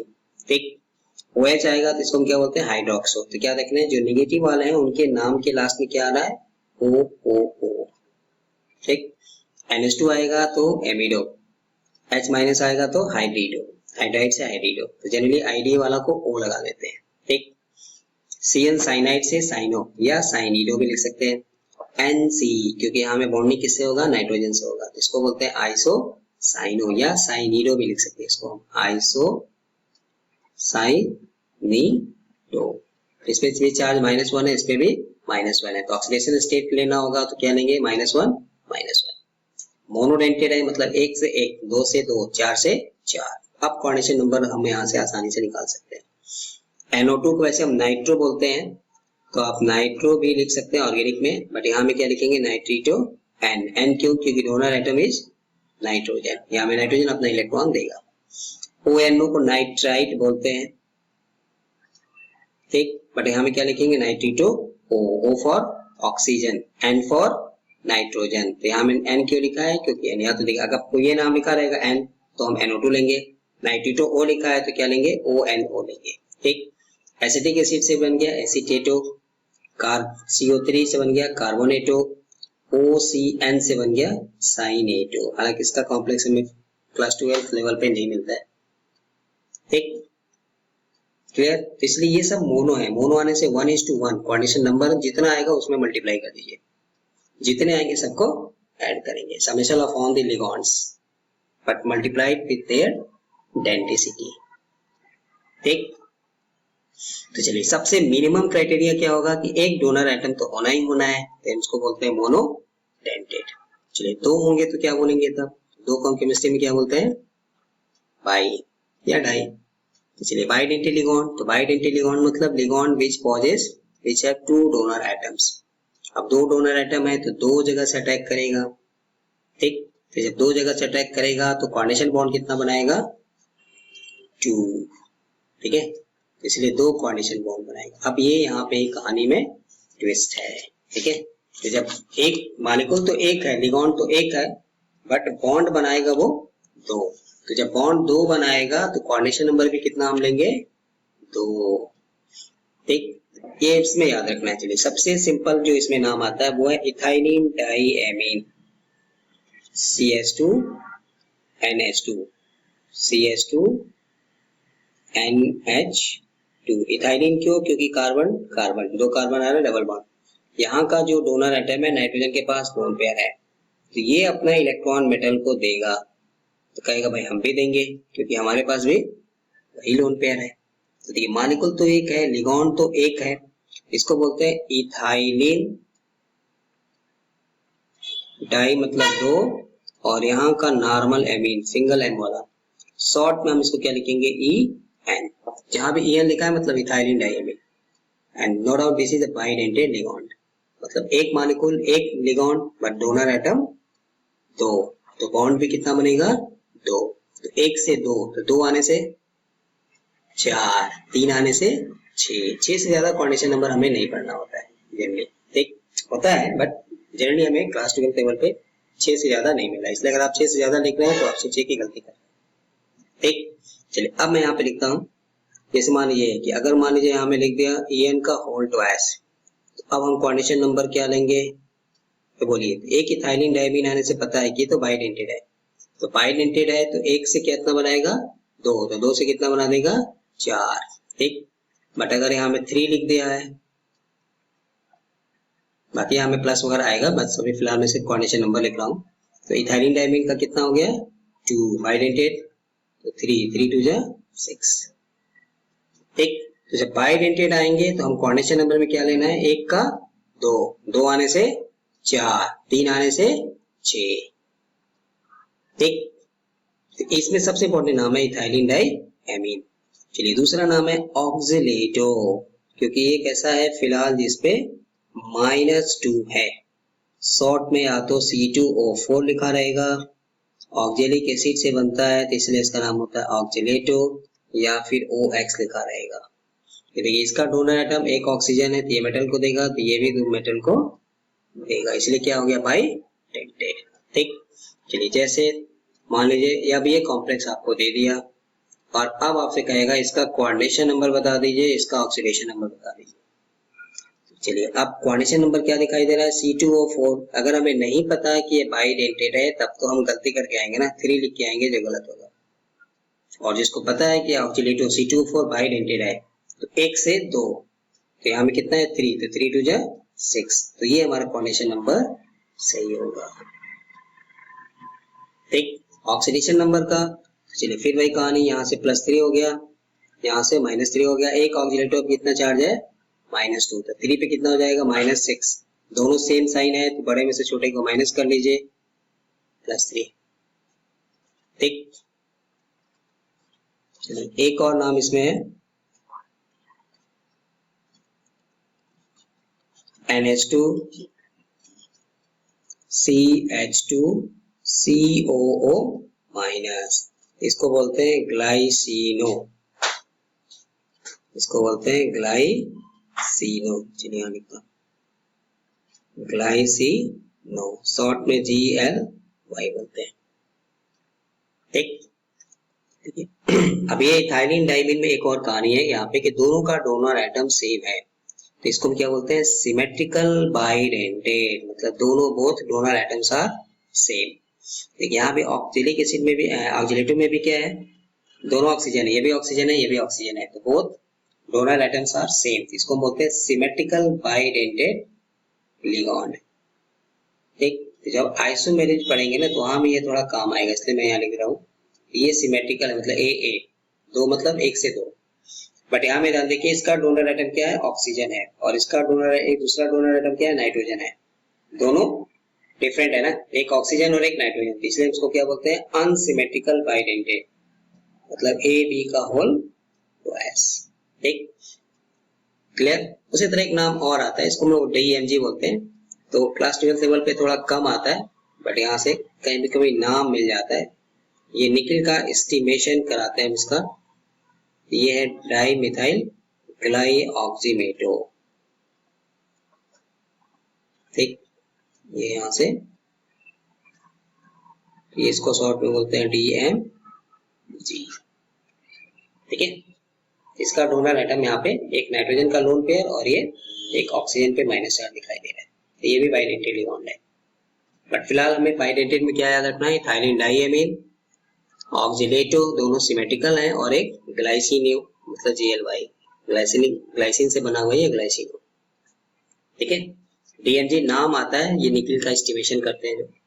ठीक, चलिए अगर 3 होंगे तब हम क्या बोलेंगे इसको ट्राइडेंटेट। तो ट्राइडेंटेट का मतलब ligands which have 3 donor atom, बस एक ही लाइन है, कॉपी पेस्ट करना है, 3 डोनर एटम्स एंड 3 है तो ऑब्वियसली कितने कोऑर्डिनेशन बॉन्ड बनाएगा, and thus form 3 coordination bonds with central metal atom. ठीक, इसको बोलते हैं ट्राइडेंटेट। चलिए इसका एक एग्जांपल यहाँ पे लेते हैं, कहाँ गए भाई, चलिए जैसे हमने इथाइलिन डाइएमीन, तो देखिए पहले यहाँ बना देता हूँ NH2 CH2 CH2 NH, फिर यहाँ से CH2 CH2 NH2। देखिए एक डोनर एटम यहाँ पे है, दूसरा डोनर एटम क्या है यहाँ पे है, और तीसरा डोनर एटम क्या है यहाँ पे है, ये भी देगा किसी मेटल को, ये भी देगा और ये भी देगा, तो टोटल डोनर एटम कितने हो गए 3 होने से क्या बोलेंगे इसको ट्राइडेंटेट। ठीक, चलिए अब इसमें एक्चुअली ये बनता कैसे है, तो अगर आप ध्यान दें तो इसमें 2 इथाइलिन डाइमीन को जोड़ दिया गया, तो एक इथाइलिन डाइमीन हमें कहाँ में दिखाई दे रहा है NH2 CH2 CH2 NH2। चलिए यहाँ से एक मार, और दूसरा इसी में क्या है कॉमन हो गया ना, तो जब 2 इथाइलिन डाइमीन को हम जोड़ेंगे तो जो टर्मिनल पे NH2 है इसमें से एक अमोनिया निकल जाएगा और एक दोनों के बीच में क्या बचेगा NH, इसीलिए इसका नाम है डाई मतलब 2 इथाइलिन। ठीक, क्योंकि 2 इथाइलिन, 2 डबल बॉन्ड CH2 दिखाई दे रहा है ना, इसलिए डाई इथाइलिन। और कितने अमीन हो गए अब ट्राइएमीन।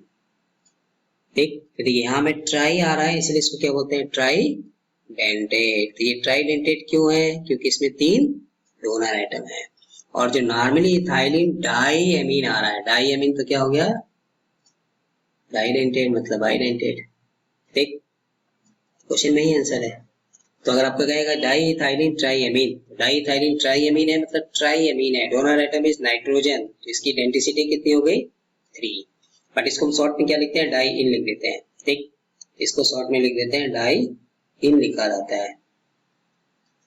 ठीक है, तो इथाइलिन डाई एमीन, तो डेंसिटी क्या हो गई 2, बाइडेंटेट है, 1 से 2 तो 2 से 4, 3 से 6, बट ये 1 से 3, 2 से 6, ठीक। तो डाई इथाइलिन ट्राई एमीन। उसी तरह जब 4 आएंगे तो क्या बोलेंगे टेट्रा डेंटेट, इसलिए हमें नाम आ गया, देखिए ट्राई इथाइलिन टेट्रा एमीन। इसी तरह आप इसमें एक और जोड़ दीजिए, एक और इथाइलिन इसमें जोड़ दीजिए, तो ये बन जाएगा ये। तो चलिए एक और अगर यहाँ जोड़ दें तो ये बन जाएगा NH2 CH2 को होल्ड टू S, ठीक।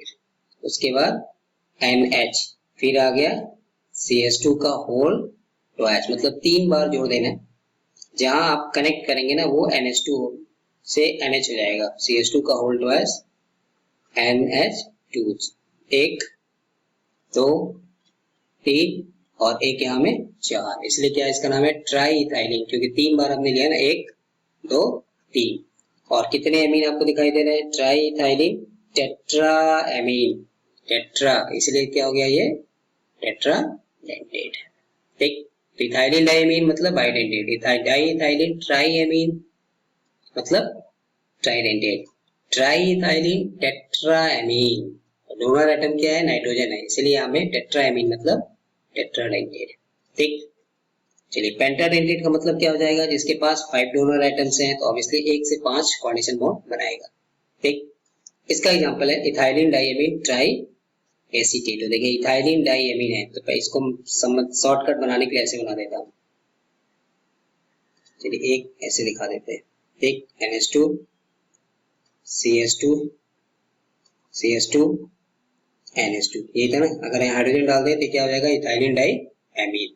अब इसमें से हाइड्रोजन हटा दीजिए और यहाँ में एसिटिक एसिड मतलब एसीटेटो लगा दीजिए, यहाँ भी एसिटिक एसिड एसीटेटो लगा दीजिए, और यहाँ भी एसिटिक एसिड एसीटेटो और एक हाइड्रोजन छोड़ दीजिए। अब डोनर एटम कितने हो गए, 1 2 3 और नाइट्रोजन का लोन पे 4 और यहाँ में 5, इसको बोलते हैं पेंटाडेंटेट, इसलिए इसका नाम है ethylene diamine try acetate, acetic acid से एसीटेट, क्लियर, ठीक।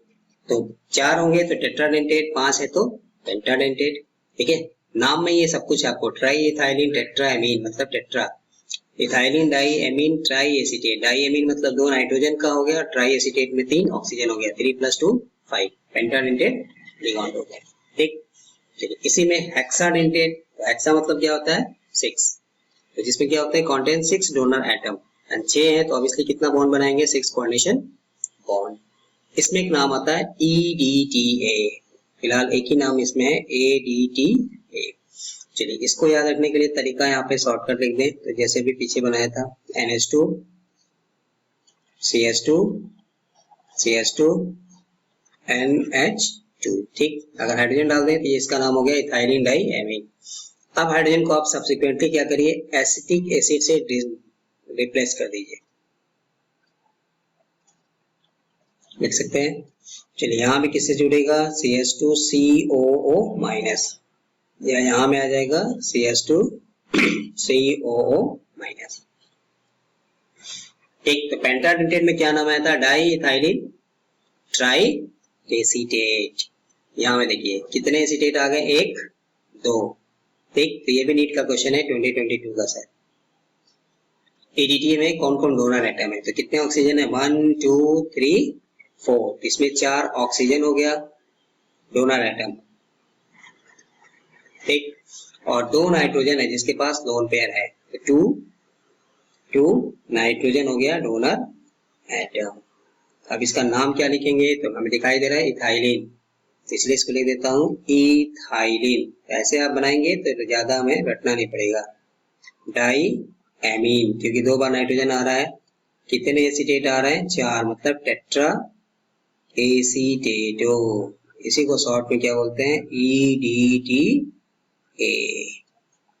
तो व्हाट इज EDTA, या right the structure of EDTA, या what is hexadentate ligand, give one example, ठीक। तो पहले इथाइलिन डाइएमीन बना लीजिए, वहीं से हमें ट्राई मिला, टेट्रा मिला, पेंटा मिला और हेक्सा मिला, ठीक।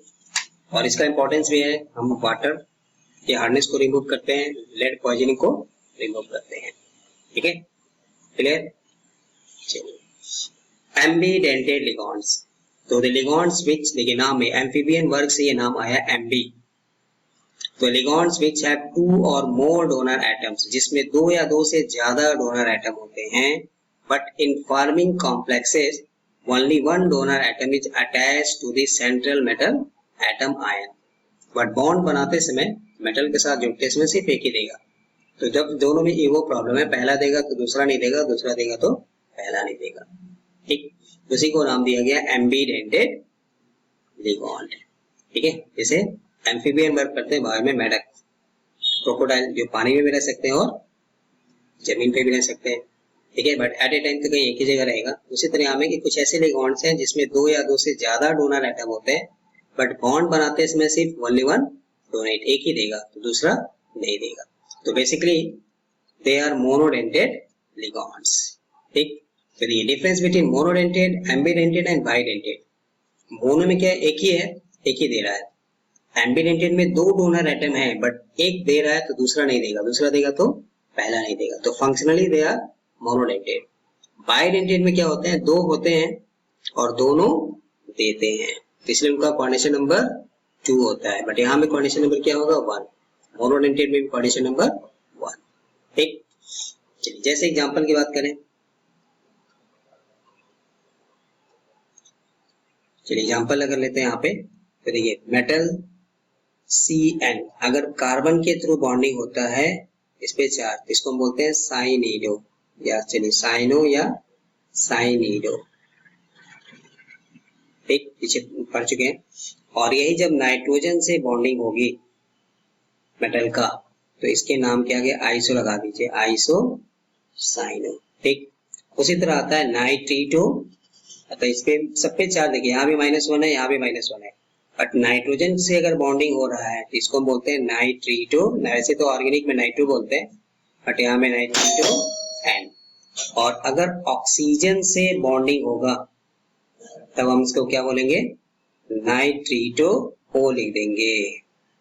तो जब लिंकेज आइसोमेरिज पढ़ेंगे तो ये आएगा। उसी तरह SCN भी है एक पेयर और NCS भी है, ठीक। जब इससे बॉन्डिंग होगी तो आइसोथायोसाइनेटो, थायोसाइनेटो, और जब नाइट्रोजन से बॉन्डिंग होगी तो इसके नाम में क्या आ जाएगा, आइसोथायोसाइनेटो। ये नाम पीछे आ चुका है, यहाँ में बोलते हैं थायो, थायो क्यों बोलते हैं, क्योंकि ये सल्फर है, ठीक है। तो ये जैसे एक पेयर है, ये जैसे एक पेयर है और ये जैसे एक पेयर है, तो देखिए सबका फॉर्मूला सेम है, 4 सेम है, कोऑर्डिनेशन नंबर भी सेम है, but they differ in their mode of attachment. इसलिए जब आगे आइसोमेरिज पढ़ेंगे, लिंकेज आइसोमेरिज, तो only in case of ambidentate ligand, तो उसके लिए ये इंपॉर्टेंट है, ठीक है, क्लियर है, ठीक। तो ये लिगॉन्ड का क्लासिफिकेशन, इसलिए हम जब लिगॉन्ड का नेचर और क्लासिफिकेशन याद रखेंगे तो हमारे लिए ये आसान रहेगा, ठीक, क्लियर। चलिए लास्ट टॉपिक आज का, चिलेटिंग लिगॉन्ड्स। तो मॉर्गन एंड ड्रू एक साइंटिस्ट थे जिन्होंने सबसे पहले ये चिलेट वर्ड को दिया था। इसमें क्या होता है, जब पॉलीडेंटेड लिगॉन्ड आते हैं, मतलब 2 और मोर देन 2 को हम एक वर्ड में बोल देते हैं polydentate लिगॉन्ड्स। itself central metal atom or ion through 2 or more donor atoms in such a way that it forms a 5 or 6 membered ring। Generally chelation का मतलब होता है रिंग फॉर्मेशन, तो इसको बोलते हैं चिलेटिंग लिगॉन्ड। तो चिलेटिंग लिगॉन्ड हमारा क्या होगा, पॉलीडेंटेड। मोनोडेंटेड चिलेटिंग लिगॉन्ड जनरली नहीं होते हैं, ठीक। जो रिंग बनती है उसको बोलते हैं चिलेट, तो 5 और 6 मेंबर्ड रिंग बनाते हैं और इस प्रोसेस को बोलते हैं chelation. For example, bidentate ligand En makes a chelate with copper 2+ ion and complex, ये देखिए CuEn2 है, तो इसको मैं ऐसे लिख देता हूँ, कॉपर है, अब इसमें एक इथाइलिन डाइअमीन है, इथाइलिन डाइअमीन क्या था, NH2, चलिए CH2, दूसरा भी क्या था CH2, और इसमें क्या था NH2, ऐसे लिख देता हूँ, और ये अपना इलेक्ट्रॉन इसको देगा, ठीक। तो एक इथाइलिन डाइअमीन ये है। उसी तरह दूसरा आप अगर यहाँ बना दें तो ये बन गया NH2, ये किससे जुड़ेगा CH2, फिर ये किससे जुड़ेगा CH2, और ये फिर जुड़ेगा NH2, ठीक। ये अपना इलेक्ट्रॉन देगा, ये भी अपना इलेक्ट्रॉन देगा। अगर आप ध्यान दें यहाँ पे तो देखिए 1 2 3 4 5 एक रिंग बन गई ना यहाँ पे, 5 लाइक दैट, 5 मेंबर रिंग ऐसे बन जाती है। ठीक, इसी को बोलते हैं चीलेट। अब इससे क्या होता है कि कंपाउंड्स की, कोऑर्डिनेशन कंपाउंड्स की या कॉम्प्लेक्स कंपाउंड की स्टेबिलिटी बढ़ जाती है। ठीक है, इसी प्रोसेस को बोलते हैं, ऐसे लिगॉन्ड को बोलते हैं chelating ligand, and this process is known as formation of chelates is known as chelation. ठीक, या चिलेशन भी करते हैं कुछ। ठीक है, नाउ अब इनकी कैरेक्टरिस्टिक्स क्या होती है, तो चिलेट्स आर मोर स्टेबल, यहाँ से बहुत सारा ऑब्जेक्टिव क्वेश्चन आता है, then similar non chelated complex formed by monodentate ligand. Monodentate ligand same coordination number है, सेम मेटल है, सेम ऑक्सीडेशन स्टेट है, बट अगर चिलेटिंग लिगॉन्ड आते हैं तो उनकी स्टेबिलिटी को बढ़ा देते हैं, तो this is known as chelate effect.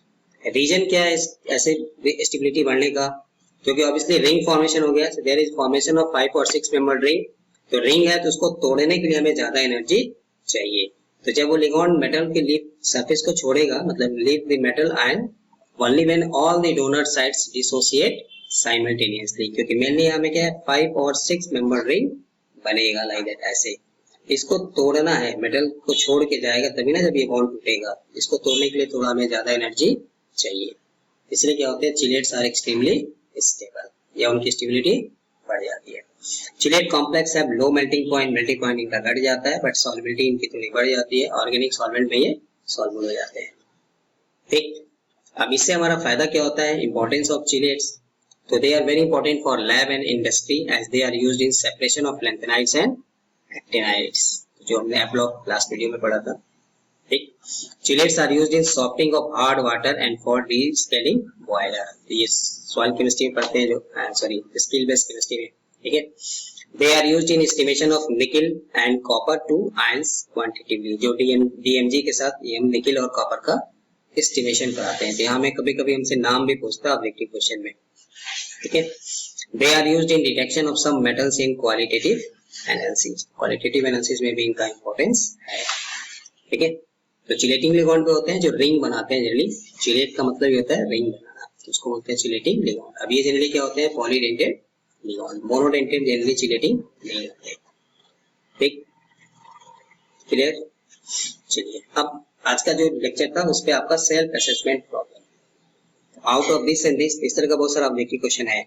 एक थ्योरी क्वेश्चन भी आता है, दोनों में कौन ज्यादा स्टेबल होगा और क्यों होगा, तो आप अपना ये खुद सेल्फ असेसमेंट कि आपने जो आज का वीडियो देखा पढ़ा उससे आपको कितना समझ में आया। Calculate oxidation number of central metal atom, यहाँ पे ऑक्सीडेशन नंबर आपको निकालना है, तो ये आपका होमवर्क है, क्योंकि नेक्स्ट वीडियो में हम आईयूपीएसी पढ़ेंगे, तो वो तभी कर पाएंगे जब हमें लिगॉन्ड, उसका नाम, उसका चार्ज और ऑक्सीडेशन नंबर हमें निकालना आ जाए। ठीक, क्लियर, तभी हम आईपीएसी रूल्स को समझ पाएंगे, क्योंकि हम कितना भी ट्रिक बता ले, अगर आपको लिगॉन्ड का चार्ज ही नहीं पता है, उसका नेचर ही नहीं पता है कि मोनोडेंटेड है कि बाइडेंटेड है, तो फिर कोऑर्डिनेशन नंबर नहीं निकाल सकते, और जब कोऑर्डिनेशन नंबर नहीं निकाल पाएंगे तो फिर ये हमारे लिए प्रॉब्लम होगा। ठीक, इसीलिए आज आपका होमवर्क यही है कि आप लिगॉन्ड के नाम को, उसके चार्ज को, ठीक है, ऑक्सीडेशन नंबर को कैसे निकालते हैं, कोऑर्डिनेशन नंबर कैसे निकालते हैं। ठीक, इसलिए वीडियो थोड़ा लंबा हो गया क्योंकि ये एक साथ कंटिन्यूटी में है। ठीक, तो नेक्स्ट वीडियो में हम पढ़ेंगे इसका आईपीएसी नेमिंग, तो इसमें कोई डाउट नहीं है कि यहाँ से क्वेश्चन नहीं आता है, आना ही आना है चाहे आप जिस भी क्लास के। ठीक है, उसके बाद इनमें आइसोमेरिज पढ़ेंगे, यहाँ से भी क्वेश्चन हमको मिलता है, ऑब्जेक्टिव वगैरह हर जगह क्वेश्चन आता है, और तब इनकी theory, valence bond theory, Werner theory, Christopher theory, तो ये चैप्टर 3 पार्ट में है।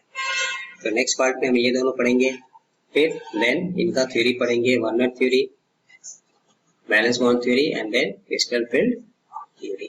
ठीक, इसलिए अगर आप चैनल पर नए हैं, फर्स्ट टाइम आप देख रहे हैं, तो आप चैनल को फटाफट सब्सक्राइब कर लीजिए।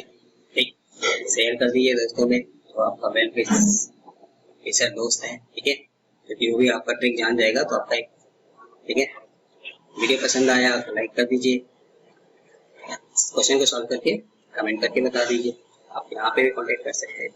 ठीक है, तो मिलते हैं नए वीडियो में, जिसमें हम पढ़ेंगे IPAC naming of coordination compounds, इनमें आइसोमेरिज दो तरह का, स्ट्रक्चरल और स्टीरियो। ठीक है, ये इसका हम आपको ट्रिक बताएंगे, ये सब हमारे पे छोड़ दीजिए, बस आपको सिर्फ ये कि लिगॉन्ड का नाम और उनका क्लासिफिकेशन, बस इतना आप तैयार कर लीजिए।